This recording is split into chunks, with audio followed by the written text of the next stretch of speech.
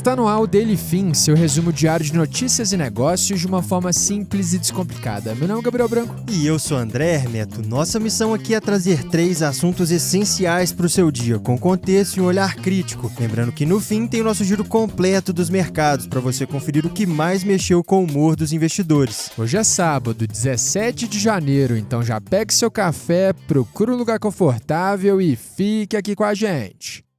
Entre os destaques desse episódio na seção Empresas, Porsche registra a maior queda de vendas em 16 anos. Em mundo, Trump fecha a primeira venda de petróleo da Venezuela. Já no Brasil, o número de pessoas em situação de rua dispara. Muita coisa importante pra gente conversar hoje, então já fica ligado e bora pra primeira notícia.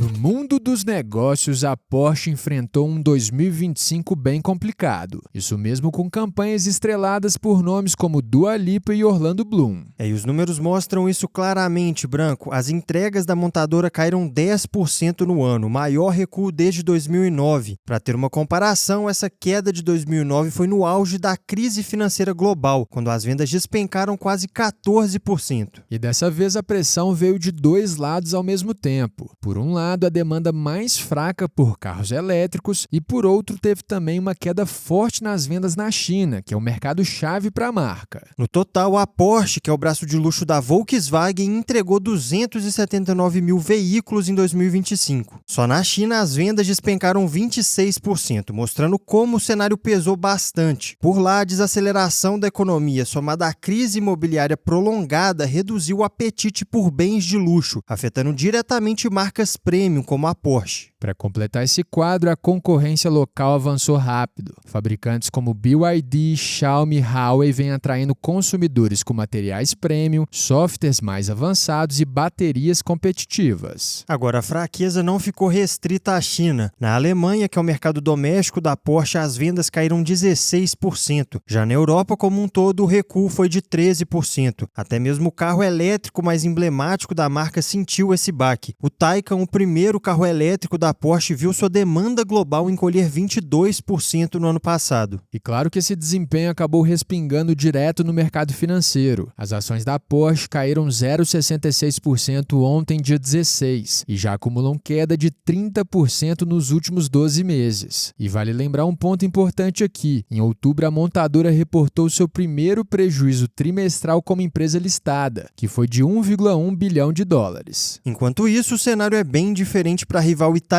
a Ferrari. A empresa desacelerou a aposta em elétricos, tem baixa dependência da China, com menos de 10% das vendas, e ainda mantém a carteira de pedidos cheia até 2027. No geral, parece que o ano de 2025 acabou sendo mais desafiador do que esperado para a Porsche. Mas com esse panorama empresarial fechado, a gente vira a página e vai direto para o noticiário internacional.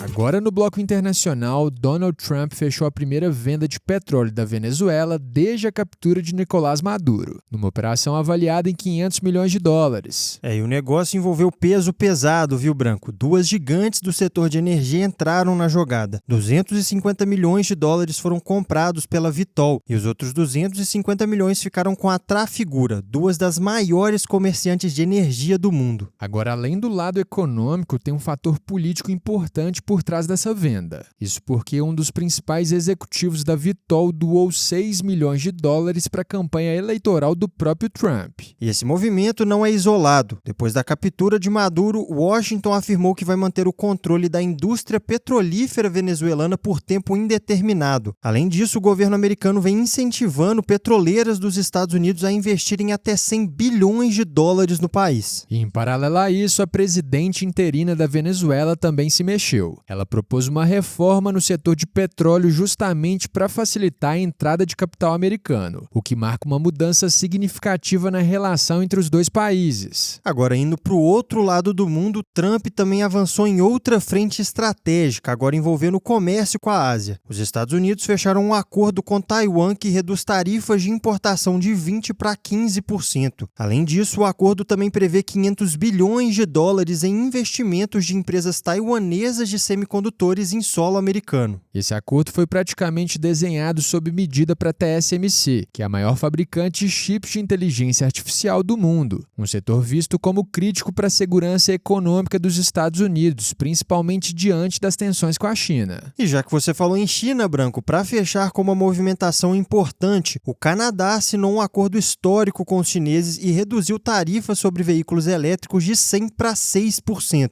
Pois é, petróleo, semicondutores, tarifas e geopolítica, tudo acontecendo ao mesmo tempo. Mas com esse giro completo pelo cenário internacional, vamos agora para o noticiário do Brasil.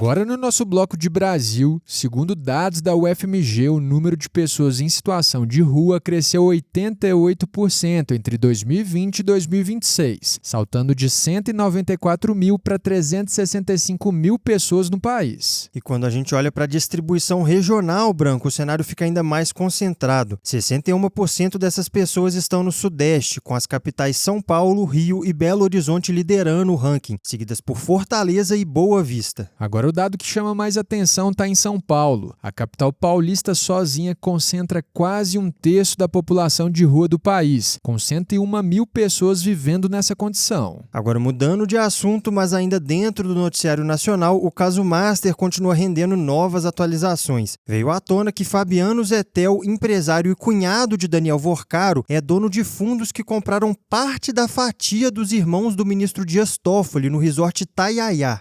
E além disso, também foi revelado que uma transação de 650 milhões de reais entre o Master e os fundos da REAG teve como destino final a Super Empreendimentos, que é a empresa da qual Zettel é sócio. Depois de receber esses recursos, a empresa comprou uma mansão em Brasília por 36 milhões de reais, imóvel que teria sido usado por Vorcaro em reuniões. O caso ganha ainda mais um capítulo quando o INSS aponta que o Master concedeu 254 mil consignados com indícios de fraude. Enquanto isso, a Polícia Federal estaria incomodada com decisões de Toffoli no processo. Segundo informações, a PF avalia inclusive recorrer contra o ministro, o que mostra que o caso ainda está longe de um desfecho. E para fechar o nosso giro pelo Brasil, vamos falar de diplomacia. O presidente Lula recebeu ontem no Rio a presidente da Comissão Europeia, Ursula von der Leyen. Na declaração conjunta, os dois evitaram citar Trump e celebraram o acordo entre União Europeia e Mercosul, após o que chamaram de 25 anos de sofrimento.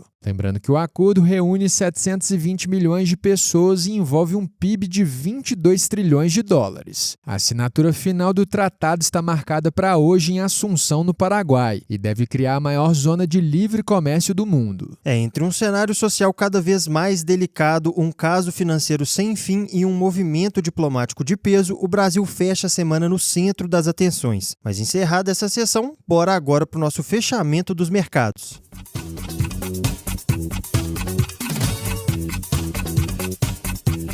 No fechamento dos mercados do Daily Fin, a gente começa pelo Brasil. Por aqui foi divulgado que o IBC-BR de novembro, considerado a prévia do PIB, subiu 0,7%, acima da expectativa de 0,3%. O indicador voltou a crescer após 2 meses consecutivos de queda. O dado reforçou a percepção de uma economia mais resiliente, o que reduziu as apostas em um corte da taxa Selic já agora em janeiro. Nesse cenário, o Ibovespa recuou 0,46% nessa sexta-feira, aos 164.800 pontos. Entre as ações, a CVC caiu 10,74%, após a empresa anunciar a saída de Fábio Godinho do cargo de CEO, encerrando um ciclo de quase 3 anos. Para o lugar dele, assume Fábio Mader, que chefiava as áreas de produto e gestão de receitas. Ainda por aqui foi divulgado que a Bolsa Brasileira B3 registrou 206 mil novos investidores em renda variável em 2025, levando o total para cerca de 5,5 milhões de CPFs. No recorte por estado, São Paulo lidera com 1,9 milhão, seguido por Minas Gerais com 554 mil e Rio de Janeiro com 550 mil. Nos Estados Unidos, as tensões geopolíticas também ganharam destaque. Nessa sexta, Trump ameaçou importar tarifas a países que se opuserem aos seus planos de adquirir a Groenlândia. O republicano não detalhou, no entanto, qual seria o tamanho dessas tarifas nem como elas seriam aplicadas. Sobre os índices, o S&P 500 e o Nasdaq fecharam em queda de 0,06%. Sobre o câmbio, o dólar ficou praticamente estável, com alta de 0,08% aos R$ 5,37. E agora que encerramos essa sessão, terminamos mais um episódio. Se você curtiu o nosso conteúdo de hoje, já segue a gente aí e ativa o sininho para não perder os próximos. E lembrando aqui que essa versão em áudio da nossa newsletter, ela chega todo dia às 6h30 da manhã no seu e-mail. Por lá você encontra mais detalhes e outras sessões que não cabem por aqui. O link de inscrição está na descrição desse episódio. E se esse episódio te ajudou, não guarda só para você não. Aproveita o fim de semana e já compartilha com os amigos e a família. Até porque todo mundo merece ficar bem informado. Boa, turma. Bom final de semana e a gente se vê na segunda no próximo episódio.